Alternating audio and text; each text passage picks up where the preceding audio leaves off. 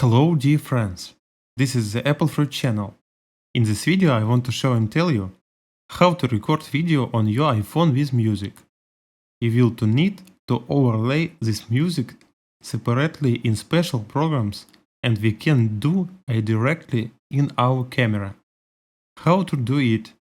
To do that, we go into whatever player we're listening to music in. I go into Apple Music. We play our song.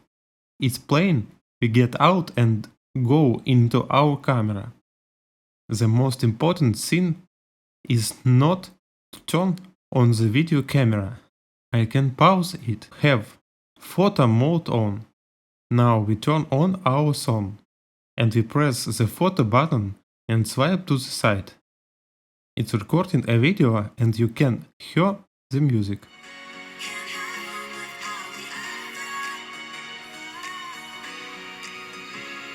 Here's the music. We pause it. Turn off the song. Now go to the gallery. Now let's listen to our video.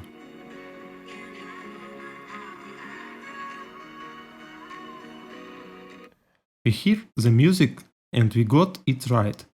That's a great way to do it. That was the Apple Fruit channel. Like it and subscribe to the channel. Bye bye.